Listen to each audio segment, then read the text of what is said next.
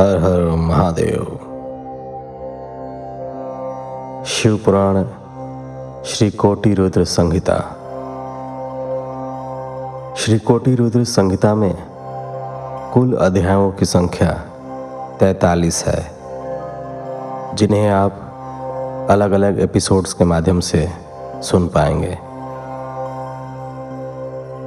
श्री कोटि रुद्र संहिता के इस एपिसोड में आप सुनेंगे पहले अध्याय से लेकर 7वें अध्याय तक। प्रथम अध्याय, द्वादश ज्योतिर्लिंग एवं उपलिंगों की महिमा।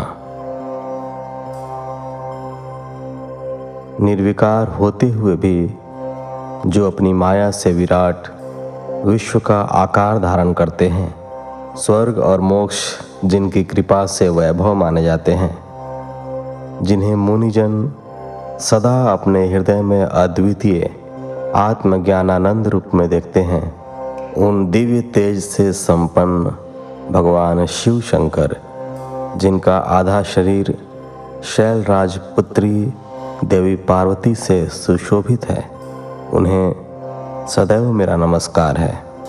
जिसकी कृपा पूर्ण चितवन सुंदर है, जिनका मुख सदैव मंद मुस्कान की छटा से मनोहर है, चंद्रमा की कलाएं जिनके स्वरूप को निर्मल उज्जवल करती हैं, जो त्रितापों आदि भौतिक आदि दैविक तथा आध्यात्मिक को शांत करते हैं, जिनका स्वरूप सच्चिन्मय एवं परमानंद रूप से प्रकाशित होता है, जो सदा गिरजानंदिनी पार्वती के साथ विराजते हैं, वे शिव नामक तेजपुंज सबका मंगल करें। मुनियों ने सूत जी से कहा, हे सूत जी, आपने लोकहित की कामना से भगवान शिव की परम पवित्र अनेक कथाएं सुनाई हैं। शिव जी के महात्म्य की कथा रूपी अमृत का पान करते करते भला कौन पुरुष तृप्त हो सकता है। मुने, आप इस जगत के मंगल के लिए पृथ्वी के तीर्थ स्थानों में श्रेष्ठ व प्रसिद्ध शिवलिंगों की कथा का वर्णन कीजिए। मुनियों के प्रश्नों को सुनकर महाज्ञानी सूत जी बोले, हे ऋषियों, आपने संसार के हित की कामना से बड़ा सुंदर प्रश्न किया है। आपकी भगवान शिव में अगाध भक्ति और उनकी कथा में महान रुचि है। आपकी इच्छा के अनुसार मैं आपको शिव जी की उत्तम कथा सुनाता हूँ। भगवान शिव के लिंगों की गणना तो असंभव है, उनके असंख्य लिंग पूरे ब्रह्मांड में फैले हुए हैं। अब मैं आपको मुख्य लिंगों की कथा सुनाता हूँ। सौराष्ट्र में सोमनाथ जी, श्रीशैल में मल्लिकार्जुन, उज्जैन में महाकालेश्वर, ओमकार जी में परमेश्वर, हिमालय पर्वत पर केदार, डाकिनी देश में भीमशंकर, काशी में विश्वनाथ जी, गोमती नदी के तट पर त्रयंबकेश्वर, सेतुबंध में रामेश्वर एवं शिवालय में घुष्मेश्वर नामक 12 ज्योतिर्लिंग विद्यमान हैं। जो मनुष्य प्रातः उठकर इन 12 ज्योतिर्लिंगों का स्मरण कर पूजन व उपासना करता है, उसके सभी पाप नष्ट हो जाते हैं और सभी कामनाएं एवं मनोरथ सिद्ध हो जाते हैं। इन ज्योतिर्लिंगों पर चढ़ा हुआ नैवेद्य का प्रसाद ग्रहण करने से मनुष्यों के सभी पाप नष्ट हो जाते हैं तथा समस्त भोगों को भोग कर वह मोक्ष को प्राप्त होता है। निम्न जाति का कोई व्यक्ति यदि किसी लिंग का दर्शन कर ले तो वह उच्च कुल में जन्म लेता है। इन 12 ज्योतिर्लिंगों की महिमा का वर्णन स्वयं ब्रह्मा जी, श्री हरि विष्णु तथा अन्य देवता भी नहीं कर सकते। धरती और समुद्र के मिलने वाले स्थान पर सोमेश्वर जी का अन्नकेश नामक लिंग है। मल्लिकार्जुन से प्रकट रुद्रेश्वर नामक उपलिंग जग प्रसिद्ध है और भृगु में स्थित है। नर्मदा नदी के तट पर स्थित महाकाल शिवलिंग का दुग्धेश नामक उपलिंग है जो सुख देने वाला है। इसी प्रकार ओमकारेश्वर का उपलिंग कर्दमेश्वर नाम से बिंदु सरोवर के तट पर है। केदारेश्वर का उपलिंग भूतेश्वर नाम से यमुना नदी के तट पर है। यह पापों का नाश करता है। भीमेश्वर उपलिंग भीम शंकर नामक ज्योतिर्लिंग का है और सह्य पर्वत पर स्थित है। नागेश्वर का उपलिंग मल्लिका सरस्वती तट पर भूतेश्वर नाम से स्थित है और रामेश्वर में घुष्मेश्वर लिंग के उपलिंग के रूप में व्याघ्रेश्वर लिंग स्थित है। इस प्रकार मैंने आपको 12 ज्योतिर्लिंगों और उपलिंगों के बारे में बताया। इनके दर्शनों से समस्त मनोरथ सिद्ध होते हैं।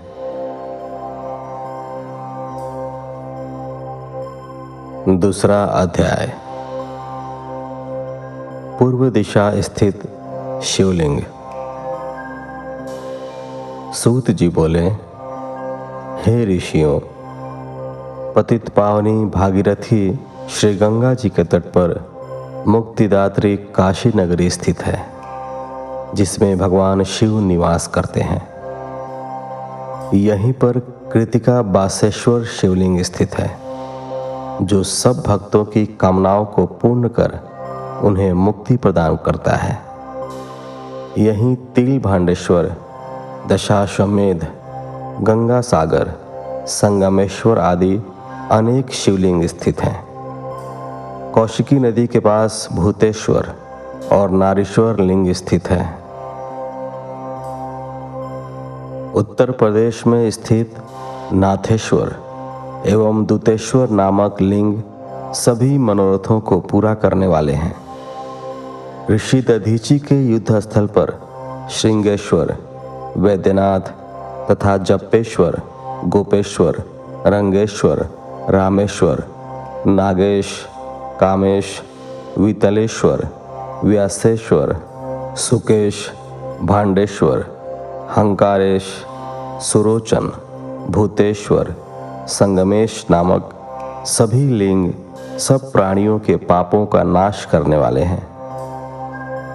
इसी प्रकार त्रिप्तका नदी के किनारे कुमारेश्वर, सिद्धेश्वर, सैनेश, रामेश्वर, कुंभेश, नंदीश्वर, पुंजेश आदि शिवलिंग स्थित हैं। दशाश्वमेध नामक तीर्थ जो प्रयाग में है, धर्म, अर्थ, काम, मोक्ष देने वाला है और यहाँ पर ब्रह्मेश्वर शिवलिंग स्थित है। यह लिंग स्वयं ब्रह्मा जी द्वारा स्थापित है। सोमेश्वर, ब्रह्म तेजवर्धक, भारद्वाजेश्वर, शूलटंकेश्वर एवं माधवेश्वर लिंग यहीं स्थित है। रघुवंशियों की नगरी अयोध्या में नागेश शिवलिंग स्थित है, जो भक्तों को सुख देने वाला तथा अभिष्ट को पूर्ण करने वाला है।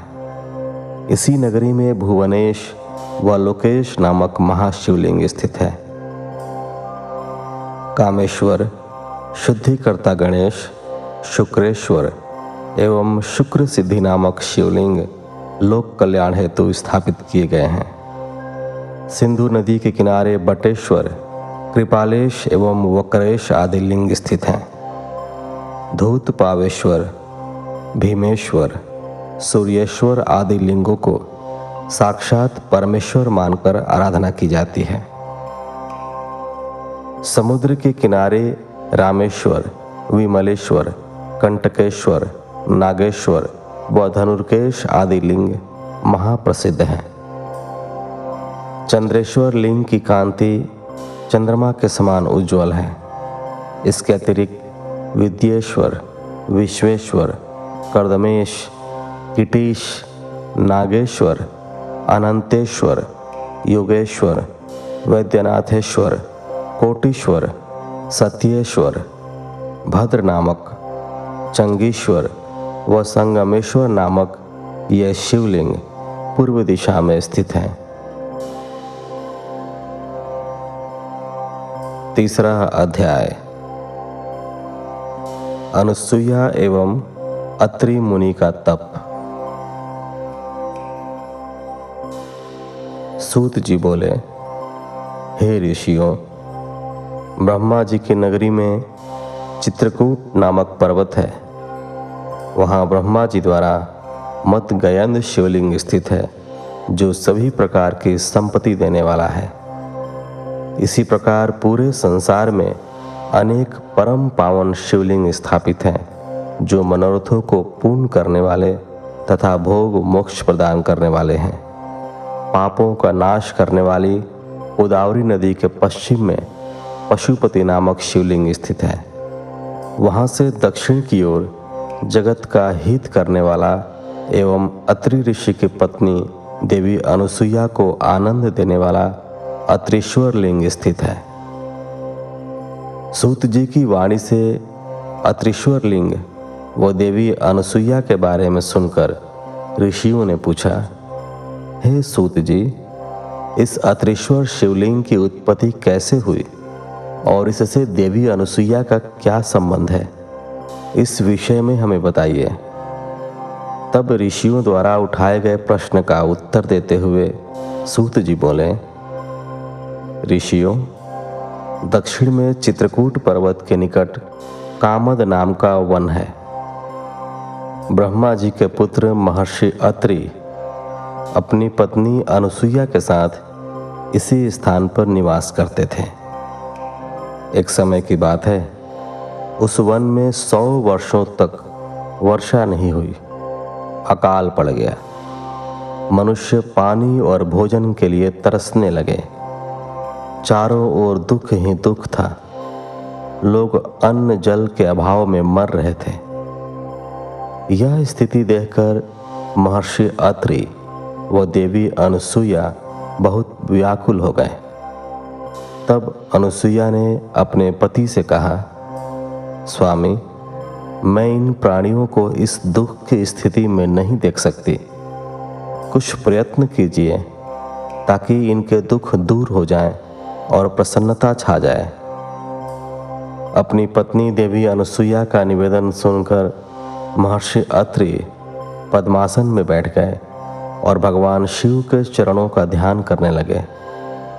इस प्रकार जब वे समाधि में बैठ गए, तब उनके सभी शिष्य उनको अकेला छोड़कर वहाँ से चले गए, परंतु देवी अनुसुईया अपने पति की सेवा में लगी रही।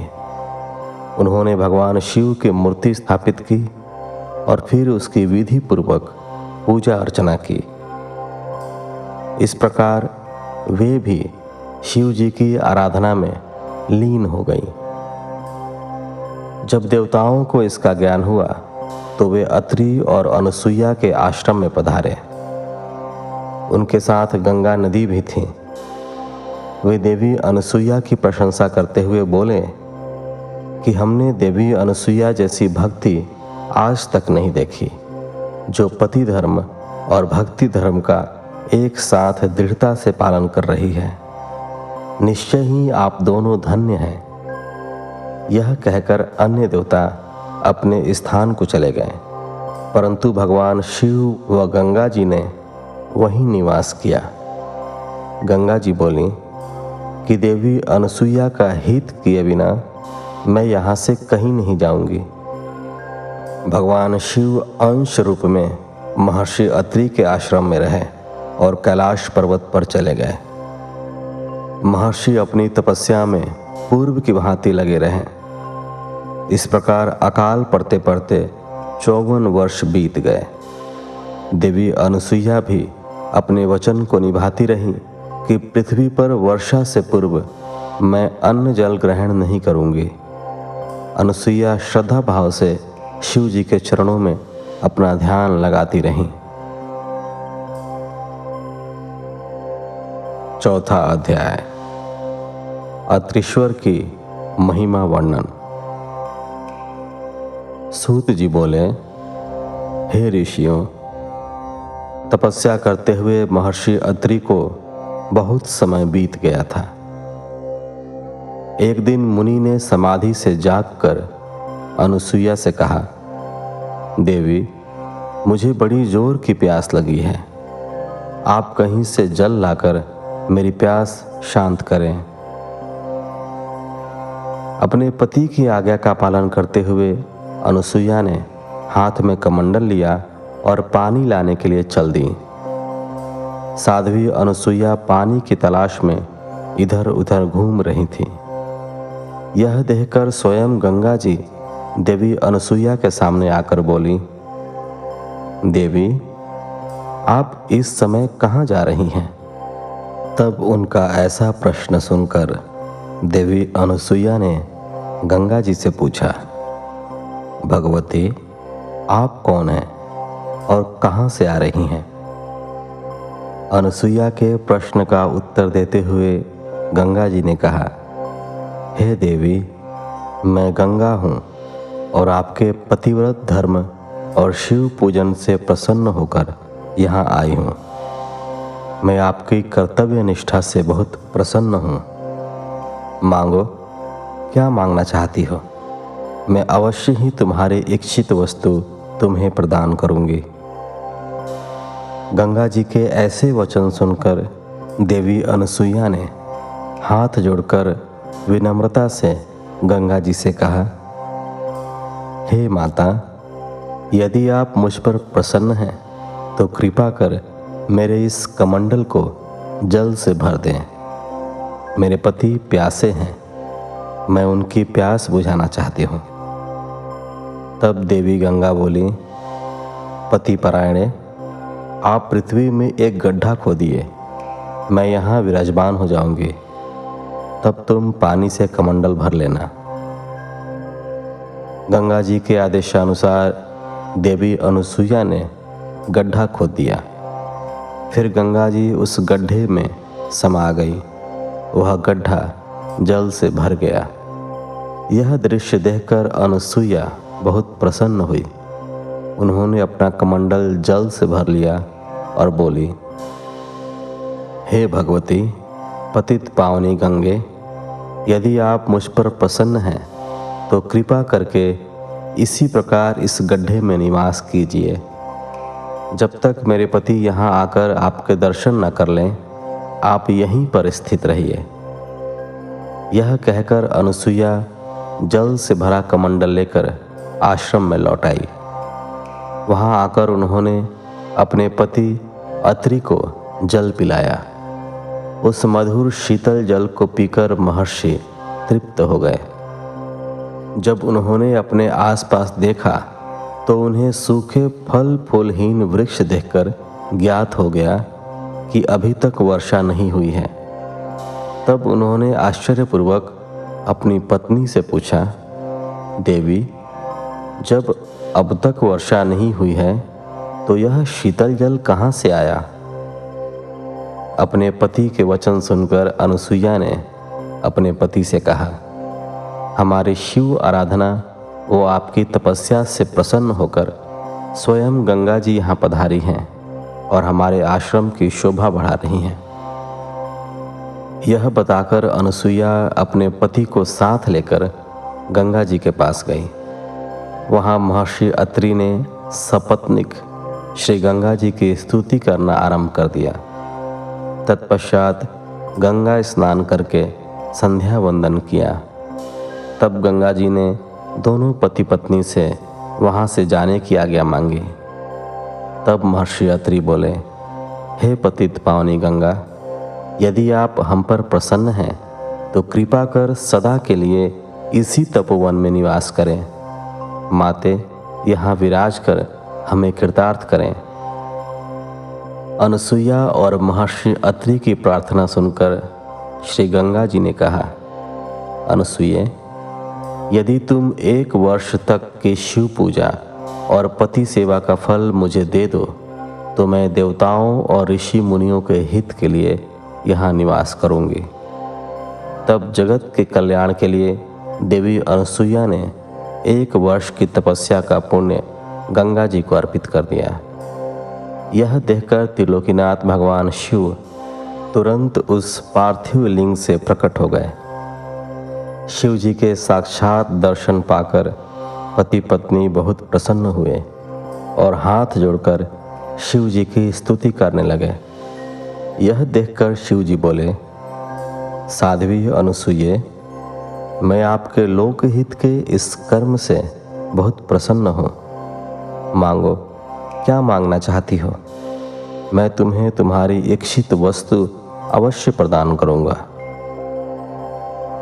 तब पति पत्नी ने भगवान शिव के दर्शन किए एवं उनका विधि विधान से पूजन किया। भगवान शिव के बार बार पूछने पर अनुसूया एवं महर्षि अत्रि बोले, हे कृपा निधान देवादिदेव भगवान शिव, यदि आप हम पर प्रसन्न हैं तो आप देवी पार्वती सहित यहीं निवास करें, ताकि यहाँ वर्षा हो, अन्न उत्पन्न हो और सभी प्राणियों का कल्याण हो। तब उनकी बात सुनकर भगवान शिव बोले, हे अनुसूये व मुनि अत्रि, जैसा आप चाहते हैं वैसा ही होगा। यह कहकर भगवान शिव पार्थिव लिंग में समा गए और अत्रीश्वर नाम से प्रसिद्ध हुए। पतित पावनी श्री गंगा जी भी मंदाकिनी नाम से विख्यात होकर उस कुंड में सदा के लिए स्थापित हो गईं। फिर महर्षि अत्रि का वह आश्रम पुनः पहले की भांति हरा भरा हो गया। 5वां अध्याय, नंदकेश की महिमा वर्णन।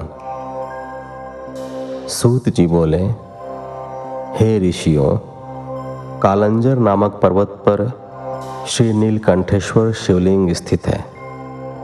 यह भक्तों के लिए कल्याणकारी है। वहीं पर एक सुंदर कुंड है। जो मनुष्य उस कुंड में स्नान करता है उसके सभी पाप नष्ट हो जाते हैं और उसे मुक्ति मिल जाती है। रेवा नदी के किनारे असंख्य लिंग हैं जो अमोघ फल देने वाले हैं। इनकी महिमा अनंत है। मैं आपको भगवान शिव के लिंगों की महिमा के बारे में बताता हूँ। आर्तेश्वर नामक ज्योतिर्लिंग पापों का नाश करने वाला है। यहीं पर परमेश्वर व सिद्धेश्वर नामक लिंग भी है। रेवा नदी के किनारे रामेश्वर, कुमारेश्वर, पुंडरीश्वर, मंडलेश्वर एवं तीक्ष्णेश्वर नामक शिवलिंग है। इनके दर्शनों से भक्तों के सभी पापों का नाश हो जाता है। नर्मदा नदी के किनारे स्थित धुंधुरेश्वर, शालेश्वर, कुंभेश्वर, सोमेश्वर, नीलकंठेश्वर, मंगलेश्वर व नंदिकेश्वर नामक शिवलिंग सभी कामनाओं को पूरा करने वाले तथा मुक्ति प्रदान करने वाले हैं। ऋषियों ने कहा, हे सूत जी, अब आप हम पर कृपा करके हमें नंदकेश्वर लिंग की महिमा के बारे में बताइए। ऋषियों का अनुरोध मानकर सूत जी ने नंदकेश लिंग की महिमा के विषय में बताना शुरू किया। वे बोले, रेवा नदी के किनारे कर्णी नामक नगरी है। उस नगरी में एक ब्राह्मण अपनी पत्नी और 2 पुत्रों के साथ रहते थे। जब वे वृद्ध हो गए तब ब्राह्मण अपने परिवार को वहीं छोड़कर स्वयं शिवनगरी काशी चले गए। कुछ समय पश्चात वहां पर उनकी मृत्यु हो गई। जब ब्राह्मणी और उसके पुत्रों को इसकी सूचना मिली तो उन्होंने काशी जाकर ब्राह्मण की अंत्येष्टि एवं अन्य संस्कार किए। तत्पश्चात वे वापस घर लौट गए। कुछ समय बाद ब्राह्मणी का भी अंत समय निकट आ गया। वह बीमार रहने लगी थी। तब उसने अपने पुत्रों को बुलाकर उन्हें अपनी अंतिम इच्छा बताई। ब्राह्मणी बोली, पुत्रों, मेरी मृत्यु के पश्चात मेरी अस्थियों को गंगा जी में प्रवाहित करना तथा मेरा पिंडदान एवं श्राद्ध काशी में ही करना। पुत्रों ने उनकी इच्छा पूरी करने का वचन दिया। जैसे ही बड़ा पुत्र सुवाद माता के लिए पानी लेने गया, उसने प्राण त्याग दिए। अपनी माता की आखिरी इच्छा पूर्ण करने हेतु सुवाद ने उसकी अस्थियों को काशी ले जाने का निश्चय किया। उसे 20 योजन का मार्ग तय करना था। रास्ते में ही रात घिर गई। तब सुवाद ने एक ब्राह्मण के यहाँ रात गुजारने का फैसला किया। उस ब्राह्मण के घर रुककर सुवाद भगवान शिव का पूजन करने के पश्चात वहीं पर विश्राम करने लगा। तभी वहां उसे एक अद्भुत बात दिखाई दी। 6वां अध्याय। ब्राह्मणी की सद्गति व मुक्ति। सूत जी बोले, हे ऋषियों, जिस ब्राह्मण के घर में सुवाद ठहरा था वह सुबह शाम दोनों समय अपनी गायों का दूध निकाला करता था। आज भी उसने अपनी स्त्री से कहा कि बर्तन दे दो, मैं दूध निकालता हूँ। तब उसकी पत्नी ने दूध का पात्र दे दिया और बछड़े को खोलकर गाय के पास भेज दिया। परंतु बछड़े ने जैसे ही थोड़ा सा दूध पिया, उसे तुरंत गाय के पास से हटा दिया गया। माँ के पास से हटा देने पर बछड़ा उछलने लगा, जिससे ब्राह्मण के पैर में ठोकर लग गई। क्रोधित होकर ब्राह्मण ने बछड़े को बहुत पीटा और गाय का दूध निकाल लिया। गाय दुखी होकर रोने लगी कि अपने बच्चे को दूध भी नहीं पिला सकती। मैं अपने बच्चे को पीटते हुए देखती रही, परंतु उसकी कोई मदद नहीं कर सकी। तब बछड़ा अपनी माता को समझाने लगा कि माता, तुम धैर्य रखो, जो जैसा करता है वह उसी का फल भी भोगता है। अपने बछड़े की ज्ञान भरी बातें सुनकर गाय बोली, मैं जानती हूँ कि तुम सही कह रहे हो, परंतु अपने पुत्र की दुर्दशा मुझसे देखी नहीं जाती। मुझे उस ब्राह्मण को दंड देना ही होगा, क्योंकि यदि मैं कुछ नहीं करूँगी तो यही सब बार बार होगा। तब बछड़ा अपनी माता से बोला, माँ, यदि आप ब्राह्मण को मारोगे तो आपको ब्रह्म हत्या का पाप लगेगा। अपने पुत्र की ऐसी बातें सुनकर गाय ने कहा, पुत्र, तुम ठीक कह रहे हो, परंतु गाय को सताने का दंड ब्राह्मण को अवश्य मिलना चाहिए। बाकी रही ब्रह्म हत्या, उसके पाप को मिटाने का उपाय मैं जानती हूँ। यह कहकर गाय चुप हो गई। गाय और बछड़े की ये बातें सुवाद ने सुन ली थी। यह सब सुनकर उसने सोचा कि मैं अपनी माँ की अस्थियां लेकर काशी जा रहा हूँ, परंतु मैं यह भी देखना चाहता हूँ कि गाय ब्रह्म हत्या के पाप से कैसे मुक्त होती है और अपना बदला कैसे लेती है। प्रातःकाल होने पर सुवाद वहाँ का दृश्य देखने लगा। उस दिन ब्राह्मण ने अपने पुत्र से दूध निकालने के लिए कहा। उसके पुत्र ने भी गाय के बछड़े को पीटना शुरू कर दिया, जिससे गाय को क्रोध आ गया और उसने अपने सींगों का प्रहार करके लड़के को बगल में कर दिया। यह देखकर ब्राह्मण ब्राह्मणी दोनों दौड़ते हुए अपने पुत्र के पास आए, परंतु कुछ ही देर में उनके पुत्र के प्राण पखेरु उड़ गए। तब हाहाकार मच गया, सब रोने लगे। ब्राह्मण ने पीट पीट कर गाय और उसके बछड़े को घर से निकाल दिया। ब्रह्म हत्या की दोषी उस गाय का रंग सफेद से काला पड़ गया। जैसे ही गाय और बछड़ा घर से निकले, वह पथिक सुवाद भी उनके पीछे पीछे चल पड़ा। वह देखना चाहता था कि गाय क्या करती है और कहाँ जाती है। चलते चलते वे नर्मदा नदी के किनारे पहुँचे, जहाँ पर पहले से ही नंदिकेश्वर महादेव विराजमान थे। गाय ने नर्मदा नदी में 3 गोते लगाए तो उसका काला रंग पुनः सफ़ेद हो गया। यह देखकर सुवाद को बड़ा आश्चर्य हुआ। गाय वहाँ से निकलकर कहीं अन्यत्र चली गई। तब नर्मदा को प्रणाम कर ब्राह्मणी पुत्र सुवाद ने भी नदी में स्नान किया। फिर नंदिकेश्वर का विधि पूर्वक पूजन करने के पश्चात वह काशी को चल पड़ा। रास्ते में सुवाद को एक युवती दिखाई दी, जिसने सुंदर वस्त्र एवं अलंकार धारण किए हुए थे। उसने सुवाद से पूछा, ब्राह्मण देवता, आप इस प्रकार प्रसन्न होकर कहाँ से आ रहे हैं और कहाँ जा रहे हैं? तब सुवाद ने उस युवती को सारी बातें बता दी और कहा कि मैं अपनी माता की आज्ञा को पूर्ण करने हेतु उनकी अस्थियां काशी ले जा रहा हूं। तब यह सुनकर वह युवती बोली, ब्राह्मण, तुम बहुत भोले भाले हो। यह तीर्थ अत्यंत पवित्र है।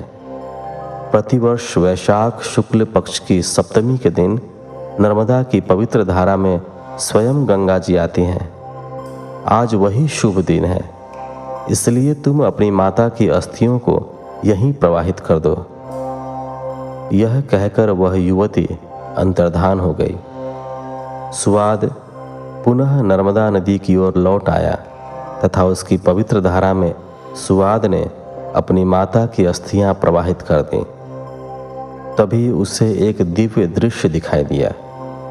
उसकी माता दिव्य देह धारण किए शिवलोक को जा रही थी और उसे आशीर्वचन देते हुए कह रही थी कि तुम धन्य हो, तुमने अपनी माता को सद्गति प्रदान कर दी है। पुत्र को आशीर्वाद देते हुए वह ब्राह्मणी शिवलोक को चली गई।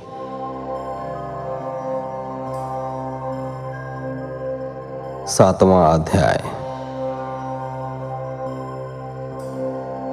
नंदिकेश्वर लिंग की स्थापना। यह कथा सुनकर ऋषियों ने सूत जी से पूछा, हे भगवान सूत जी, वैशाख शुक्ल पक्ष की सप्तमी को गंगा जी नर्मदा नदी में क्यों आती हैं? वहां भगवान शिव का ज्योतिर्लिंग नंदिकेश्वर कैसे स्थापित हुआ? कृपा कर हमारी इस जिज्ञासा को शांत कीजिए। ऋषियों के प्रश्न को सुनकर सूत जी बोले, एक बार की बात है, नर्मदा नदी के किनारे ऋषिका नाम की एक विधवा ब्राह्मणी रहा करती थी।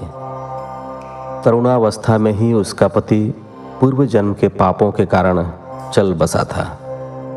तभी से ऋषिका भगवान शिव के चरणों को ध्यान करने लगी तथा उसने अपना सारा जीवन शिव जी के पूजन, ध्यान और व्रत में लगा दिया। उसने एक पार्थिव लिंग स्थापित किया और महादेव जी की कठोर तपस्या करनी आरंभ कर दी। एक दिन एक बलवान मायावी राक्षस घूमता हुआ उस स्थान पर आ गया और बाल विधवा तपस्विनी को देखकर उस पर मोहित हो गया, परंतु वह ब्राह्मणी अपनी आराधना में ही लगी रही। तब वह उसे डरा धमकाकर पाने की कोशिश करने लगा। तब ऋषिका डर कर शिव जी की मूर्ति से चिपक कर रोने लगी और शिव जी से रक्षा करने हेतु प्रार्थना करने लगी। भक्त वत्सल भगवान शिव तुरंत अपने भक्त की रक्षा के लिए उस ज्योतिर्लिंग से प्रकट हुए और उस पापी राक्षस को भस्म कर दिया। फिर उस ब्राह्मणी से बोले, ब्राह्मणी, मैं तुम्हारी तपस्या से बहुत प्रसन्न हूं, वर मांगो। अपने आराध्य त्रिलोकीनाथ भगवान शिव को इस प्रकार अपने सामने पाकर वह दीन ब्राह्मणी शिव जी की स्तुति करने लगी और बोली, हे जगत का कल्याण करने वाले, भक्तों के दुखों का नाश करने वाले देवाधिदेव भगवान शिव, आपने आज मेरे पतिव्रत धर्म की रक्षा करके मुझ पर बहुत बड़ा उपकार किया है। यदि आप मुझे कुछ देना चाहते हैं तो मेरी एक अभिलाषा को पूरा कीजिए।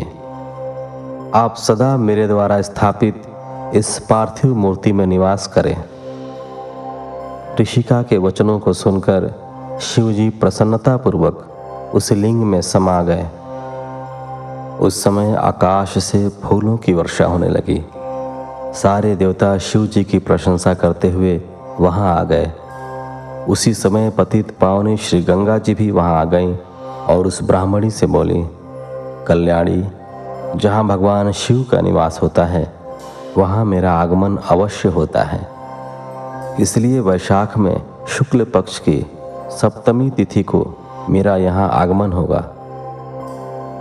ऋषियों, उसी दिन से उस पार्थिव लिंग का नाम नंदिकेश्वर हुआ और उसमें भगवान शिव का वास हुआ और गंगा जी भी प्रत्येक वैशाख शुक्ल पक्ष सप्तमी को वहां आने लगी। यह दिव्य तीर्थ पापों का निवारण करने वाला है। इस पवित्र कुंड में स्नान करने से सभी पाप नष्ट हो जाते हैं और मनुष्य को शिव पद की प्राप्ति होती है। इस प्रकार 7वें अध्याय के साथ इस एपिसोड को यहीं विराम देते हैं। मिलते हैं आपसे अगले एपिसोड में। तब तक के लिए धन्यवाद। हर हर महादेव।